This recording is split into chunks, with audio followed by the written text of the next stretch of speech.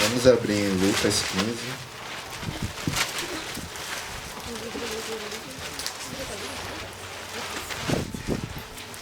Lucas, capítulo 15, versículo 11. Que diz: Jesus continuou: o homem tinha 2 filhos. O mais novo disse ao seu pai: Pai, quero a minha parte da herança. Assim, ele repartiu sua propriedade entre eles. Não muito tempo depois, o filho mais novo reuniu tudo o que tinha e foi para uma região distante. E lá desperdiçou seus bens, vivendo irresponsavelmente. Podeis assentar. Podem deixar suas Bíblias abertas, que a gente ainda vai percorrer por uns versículos, porque a palavra de hoje não é especificamente sobre o filho pródigo, mas o filho pródigo, ele representa uma das situações em que nós passamos, podemos estar passando, ou conhecemos pessoas que estejam passando. E quem é o filho pródigo, né? O filho pródigo, Jesus, ele está ensinando o povo, e ele ensinava o povo através de parábolas. Mas por quê, né? Porque hoje, quando a gente vai estudar a Bíblia, a gente pega essas parábolas e acha complicado. Não entende direito o que é que aquilo quer dizer.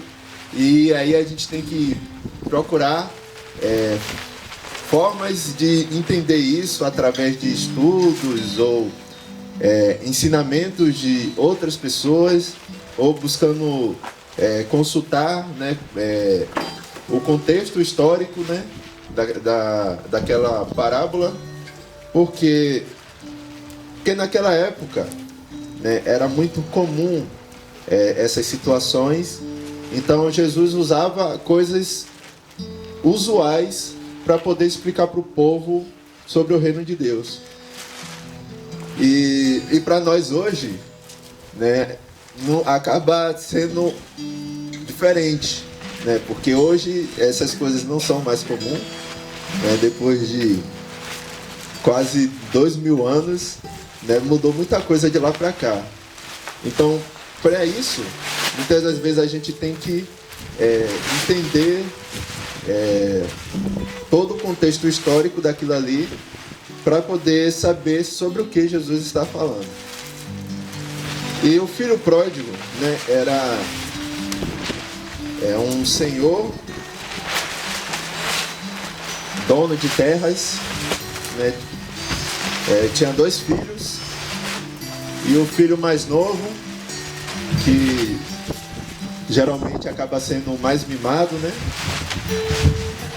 ele decidiu que ele queria a parte dele, porque na casa do seu pai ele não tinha toda a liberdade que ele achava que ele tinha, e ele se sentia preso, sufocado, né, naquele lugar, e ele queria experimentar coisas que ele nunca tinha experimentado, coisas que para muitas pessoas lá fora era muito comum, e ele não podia fazer isso na casa de seu pai. Então ele pensou: quer saber? Eu vou ser independente, né? Vou pegar minhas coisas, vou pegar minha herança, e vou viver minha vida, vou experimentar coisas que eu não experimentei, coisas que meu pai fala para mim que é ruim, mas pelo que eu vejo lá fora não parece ser tão ruim assim, não. As pessoas parecem, na verdade, estar gostando muito disso, né? Isso aí deve ser coisa da cabeça de meu pai. Ele está chegando à idade, ele não entende mais como funciona o mundo. Então, eu vou pegar minha parte aqui e vou viver minha vida. E ele, como um filho que achava que estava perdendo muito, ele resolveu experimentar tudo de uma vez só e esqueceu de todo o resto. E a parábola diz que não muito tempo depois ele já tinha gastado tudo. Chegou uma época de fome, de dificuldade, e ele não tinha como se sustentar. E ele chegou numa situação da vida dele em que ele começou a perceber, né, que ele, na verdade, ele não estava perdendo nada. E o que é que nós podemos aprender com o filho pródigo, né, que nasceu na casa do seu pai, né, sempre foi protegido ali, e como o nome já diz, né, filho pródigo, o pródigo significa esbanjador, gastador. Ele foi lá e gastou tudo, perdeu tudo. Muitas pessoas, se você geralmente já passou por algumas igrejas, você vê que sempre tem aquele jovem que nasceu na igreja, né? Que os pais eram da igreja, toda a família da igreja, e falou: ah, não, isso aqui não é pra mim não, eu quero sair. E aí ele chega lá e vê que não era tudo aquilo que ele achava. Por quê? Porque muitas das vezes as pessoas, elas têm uma visão de que na igreja, você entra na igreja, aí você não pode fazer mais nada, né? A verdade é que o Senhor, Ele sabe e Ele conhece os caminhos que são bons e ruins, né? Como diz o provérbio lá de Salomão, né? Tem caminhos que para o homem parecem ser bons, mas que são caminhos de morte. E o Senhor, Ele sabe o que é bom e o que é ruim para nós. E o que nós estamos fazendo, né, não é deixar de viver ou experienciar. É simplesmente deixar de sofrer com coisas que a gente não precisa, né? São coisas que nos vão fazer um mal, que só não vai nos trazer dor e sofrimento, e o Senhor não quer isso pra gente, né? O Senhor sempre quer o melhor para nós. Então, a palavra de hoje, como eu disse, não é sobre o filho pródigo. O filho pródigo é só uma das situações que a gente pode passar, né? Muitas das vezes a gente está na igreja, mas a gente não está com Cristo, né? A gente está, na verdade, na igreja, mas pensando no que a gente poderia estar vivendo lá fora, pensando no que nós poderíamos ser. E mal sabemos nós que nós, na verdade, estamos no melhor lugar que poderíamos estar. E que muitas pessoas, muitas das vezes, elas queriam estar aqui e não podem. Por quê?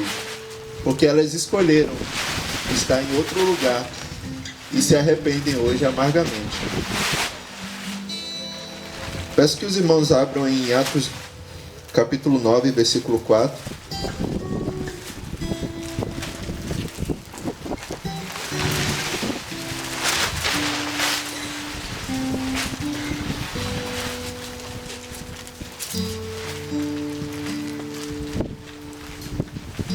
Atos 9, versículo 4, que diz: ele caiu por terra e ouviu uma voz que lhe dizia: Saulo, Saulo, por que você me persegue? Então, uma outra pessoa que eu gostaria de falar sobre hoje é sobre o apóstolo Paulo. O apóstolo Paulo, ele já tem um contexto diferente, né, do filho pródigo. Ele, na verdade, era aquele que veio de fora, que não conhecia a Cristo. e que ele achava que ele estava fazendo o melhor que ele poderia fazer. Ele era uma pessoa muito esforçada, ele acreditava muito na palavra de Deus e ele era fiel aos líderes daquela época e ele achava que ele estava fazendo certo.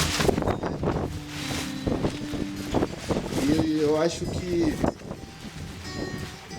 muitas vezes a gente também está um pouco assim, né? Porque nós aqui, né? Eu imagino que todo mundo aqui seja crente, né? Pelo amor de Deus. Então, considerando isso, né?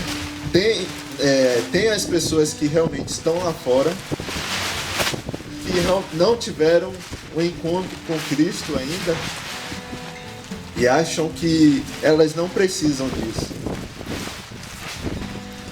Mas nós, às vezes aqui dentro, nós às vezes também estamos um pouco como Saulo, né? Nós achamos que estamos fazendo certo, mas não é isso que Deus quer para as nossas vidas. Não é o que a palavra de Deus diz para nós, né? Muitas vezes a gente pensa, né, que um certo varão ou uma certa varoa, né, é a pessoa certa, né? Porque sim, mesmo que tudo mostre o contrário, né? Mesmo que ele mostre ou ela mostre ser uma pessoa sem caráter, a gente ainda acha, não é possível, é esse aqui, eu tenho certeza. E esses sinais, na verdade, é Deus mostrando pra gente, né? Ele falando, olha isso aqui não é certo, você sabe que isso aqui não é certo. E você ainda vai continuar com isso, né? Para depois só se arrepender lá na frente, para depois sofrer mais com isso, mesmo o Senhor nos mostrando que na verdade não é esse plano dele para nós, que ele tem coisas muito melhores para as nossas vidas. Nós percebemos que Saulo, ele estava em mais um dia como qualquer outro, indo caçar cristão, né? E ele pensando, né? O que é que ele ia fazer, né? Se ele ia só bater, se ele ia só levar preso, o que é que ele ia fazer com aquelas pessoas? E ele estava naquele caminho pensando nisso, né? Por quê? Porque na cabeça dele ali, ele precisava proteger a palavra do Senhor, né? Precisava, e o Senhor, era isso que o Senhor queria para ele, era isso que ele nasceu para fazer, né? Mas chega um momento em que ele cai. Tem alguns que dizem, né, que ele cai do cavalo, mas não diz exatamente que ele caiu do cavalo, diz que ele caiu. Agora, se ele estava no cavalo, já é outra história. E aí ele cai e ele tem um encontro com Jesus. Glória a Deus. Se nós formos olhar, todos os outros apóstolos, eles andaram com Jesus em carne, mas o apóstolo Paulo, ele só conheceu Jesus ressurreto. E Jesus pergunta para ele: por que tu me persegues? Porque quando nós fazemos alguma coisa para um servo de Deus, nós também estamos fazendo para Deus.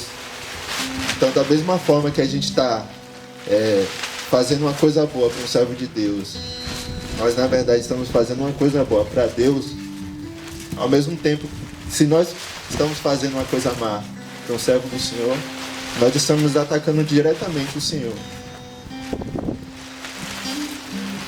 E Paulo, ele tem aquele encontro com o Senhor, aí ele fica cego por um tempo, e ele pede por um servo dele, né, ir lá para poder curá-lo. E aí ele fica bem pensativo, né, porque é uma pessoa que na verdade estava indo lá para, no mínimo, na melhor das situações, prender ele.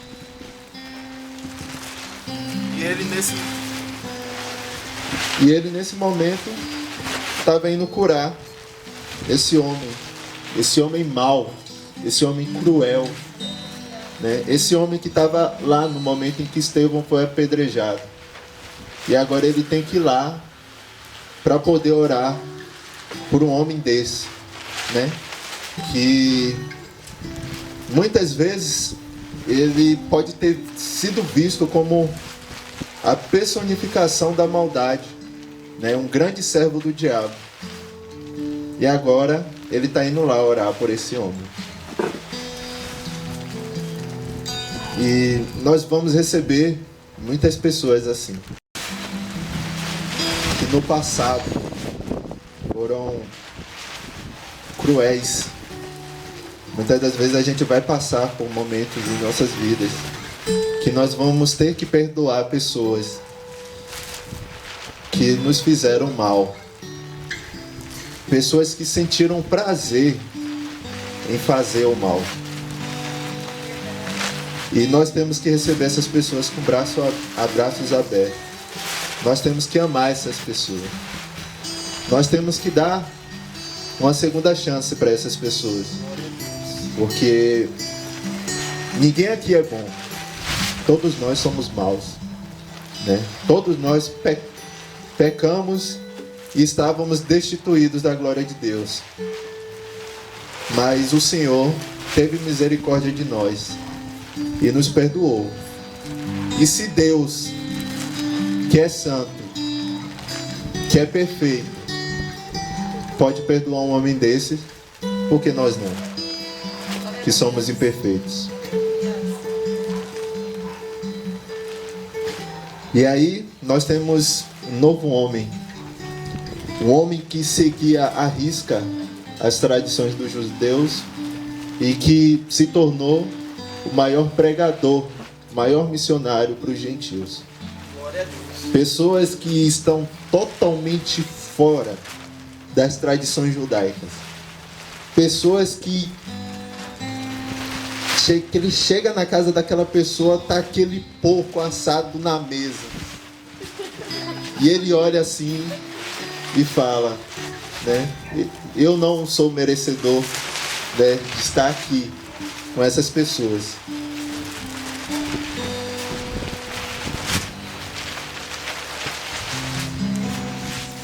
Ao mesmo tempo, ele era um homem. Eu vou abrir aqui em 1 Coríntios 9, 22, para nós termos uma ideia do homem em que Paulo, agora Paulo, se tornou.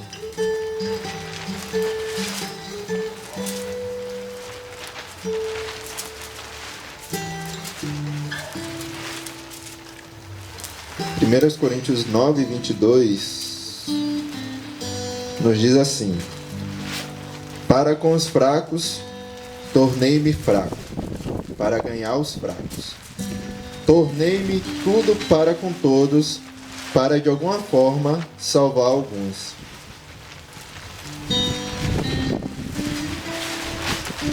Olha o nível de transformação que o Senhor pode trazer em nossas vidas.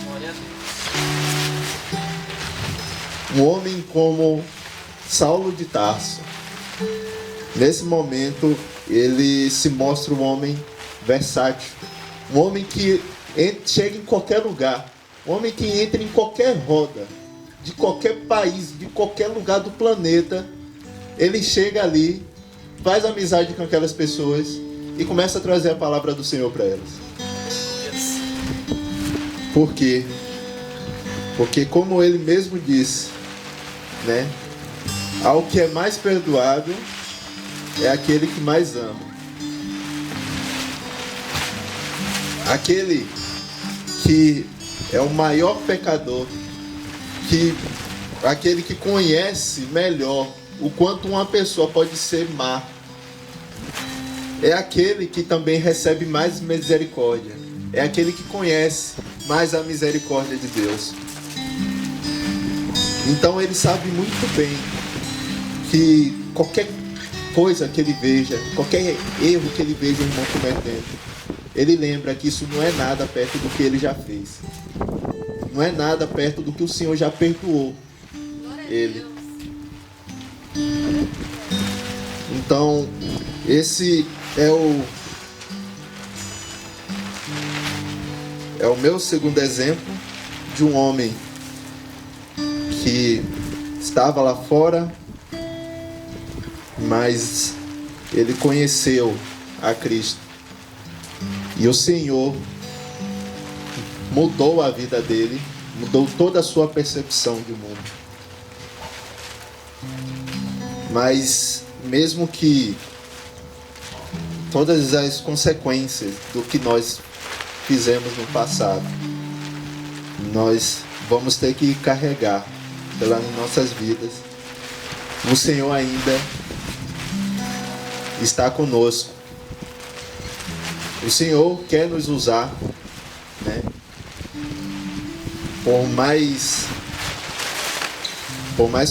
cruel que nós possamos ter sido, mesmo que nós tenhamos sido maus com pessoas que não mereciam, o Senhor, Ele quer nos perdoar, Ele nos ama e Ele quer nos usar para coisas muito maiores.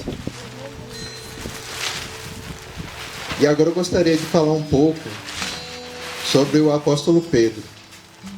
Vamos abrir lá no Evangelho de João, no capítulo 1, versículo 42.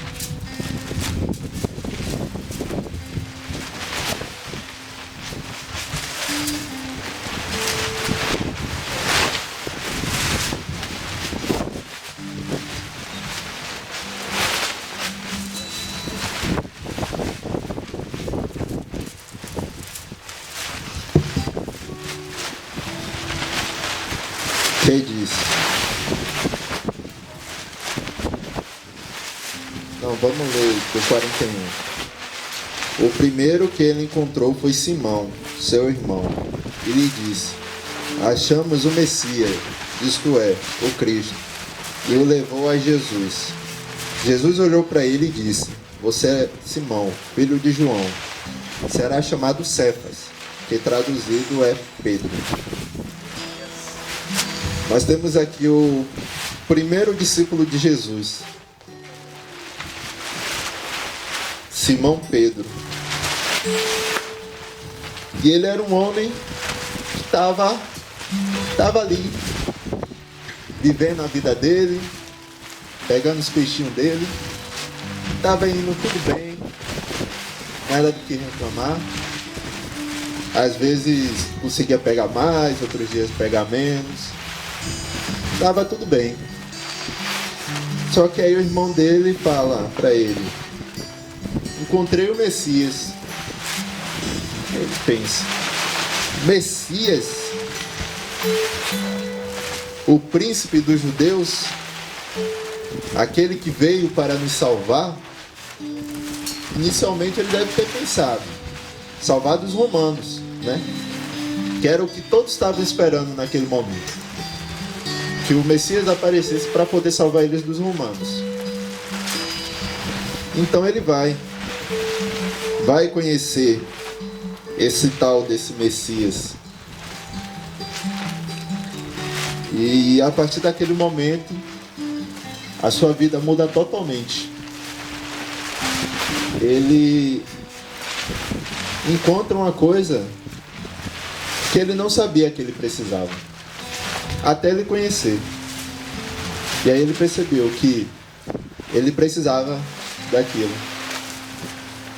E para nós hoje não é muito diferente. Muitas vezes nós estamos na casa do Senhor, mas nós ainda não tivemos um encontro com esse Messias. E tá tudo bem, né? A vida tá tudo bem, a gente vai no domingo na igreja, aí a gente vive nossas vidas, vai trabalhar, e é isso. Não é a melhor das vidas, mas tá indo tudo bem, não tem do que reclamar, tem um salário, quem sabe aí não esteja chegando uma promoção, ou então vou para a escola, faço em história, e é isso. Chega no quarto bimestre, tá faltando pouco para passar nas matérias, aí vou lá e passo de ano, e aí ano que vem eu repito o mesmo processo.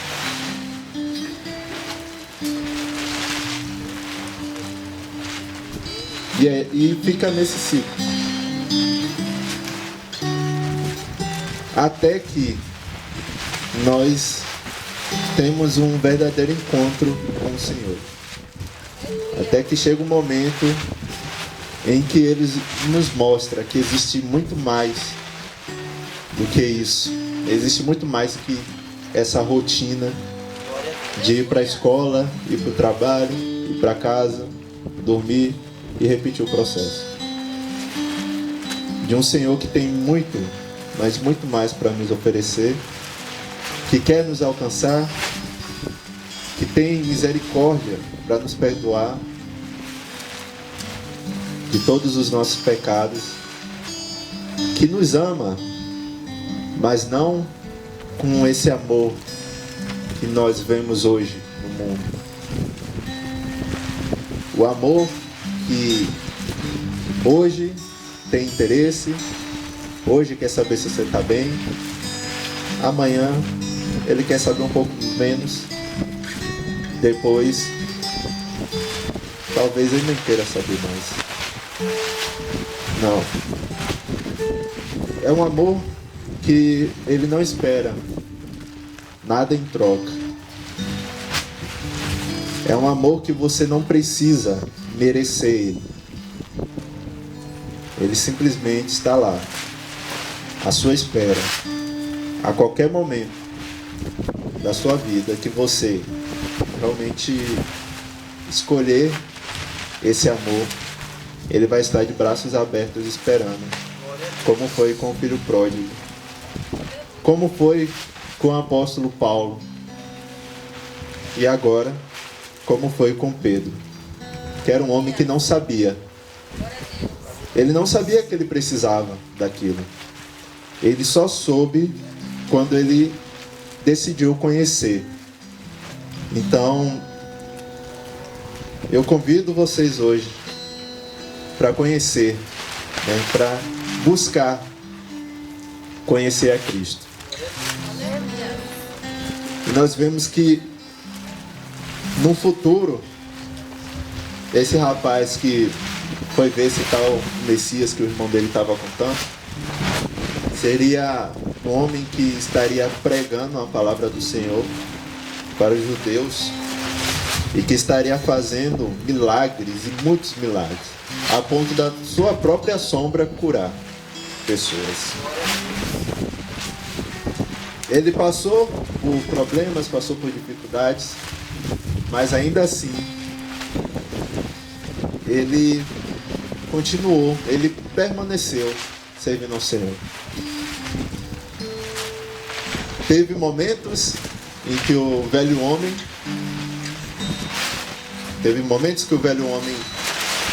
tentou voltar, né? Porque a gente passa por momentos assim, né? Às vezes o velho homem ele tenta, né, através da carne, retornar, mas assim como o apóstolo Pedro prevaleceu, nós também devemos prevalecer. Então, o que é que nós tivemos até o momento? Nós tivemos aquele que estava na casa do seu pai e resolveu sair da casa. Nós tivemos aquele que estava fora e representava o pior até entre os de fora, mas que Deus também, da mesma forma, o aceitou. Nós tivemos aquele que é o morno, né? Que nos ditados atuais seria mais ou menos aquele que nem fede nem cheira. Estava ali, só estava ali, estagnado, mas também que o Senhor o recebeu, que o Senhor também o queria ao lado dele, que o Senhor conhecia o seu coração, né? E ele foi o primeiro a ser escolhido aí, sentou na cadeira da frente. E agora nós vamos falar sobre o rei Davi, né? O rei Davi, ele é aquele que nasceu e cresceu na casa. Só que diferente do filho pródigo, ele não via o mundo lá fora com bons olhos. Ele permaneceu na casa do seu pai. Então, eu acho que todos aqui conhecem, né? Eu espero, né, que conheçam a história do rei Davi, que era um homem que desde jovem servia a Deus.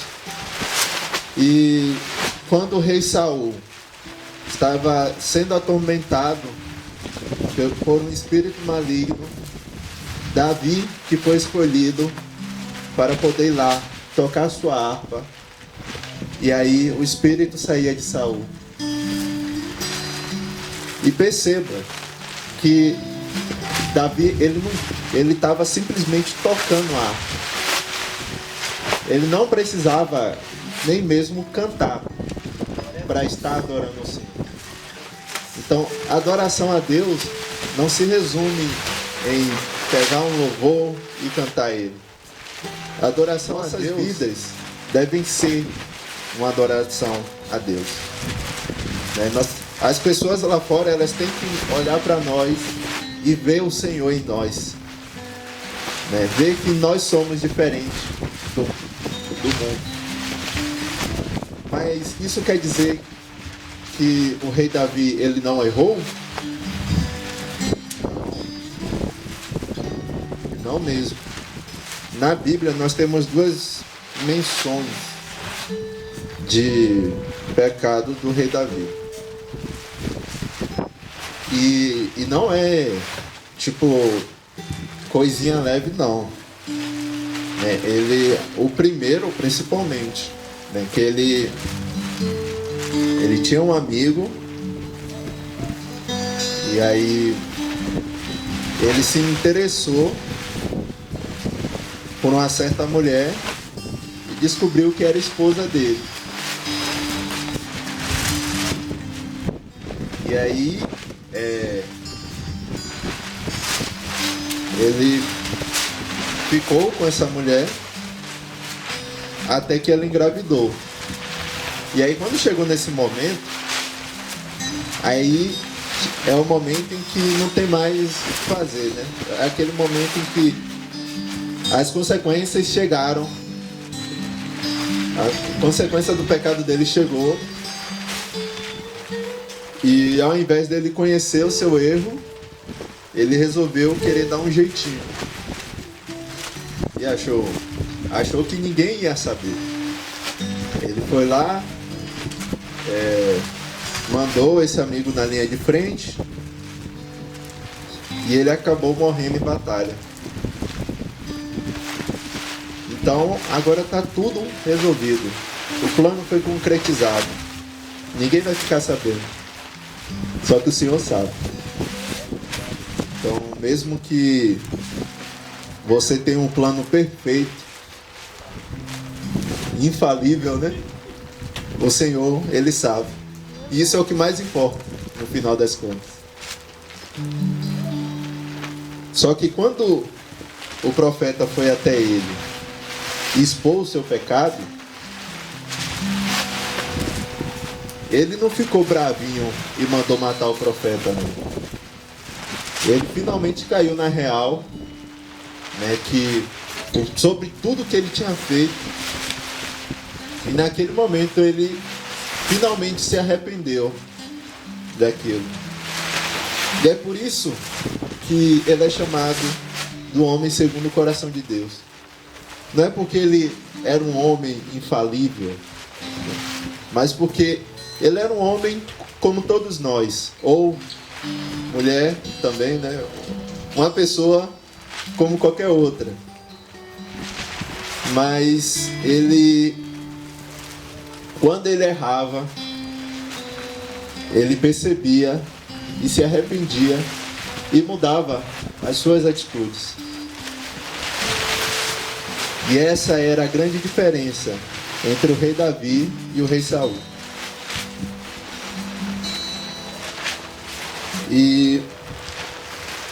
Mas o que é que muda? Né? Porque se eu estou na igreja, tenho um testemunho do Senhor desde sempre, mas aí vem um tio Chico da vida, que veio de fora, e aí ele chega lá e fala: não, porque eu fiz isso, eu fiz aquilo, que eu usei disso, usei daquilo, tudo que era possível cheirar, eu cheirei. E essas pessoas, elas muitas das vezes, elas têm mais... As pessoas, elas estão mais interessadas em ouvir de uma pessoa como essa do que uma pessoa que permaneceu. Uma pessoa que, ao invés de ter saído e ter feito de tudo de horrível que ela poderia ter feito, ela permaneceu na presença do Senhor. Mas lembre-se que o rei Davi, por conta da vida dele, e diferente de Saul, a descendência dele, o Senhor prometeu a ele que ele sempre teria um descendente, homem, para poder ser rei. E isso foi concretizado no Senhor Jesus, porque ele era descendente de Davi e é o Rei dos Reis. Então, o que é que nós temos hoje, para hoje? Nós temos que nos lembrar que Deus nos ama, e essa deve ser a única certeza que nós temos na vida. A primeira, além de morrer, né? Todo mundo sabe que vai morrer, a não ser que seja arrebatado antes. Mas além disso, é que Deus nos ama e Ele nos espera. Ele sempre vai estar nos esperando para poder nos trazer o melhor que nós podemos ser. O que basta mesmo é só nos entregarmos a Ele. Eu agradeço a oportunidade.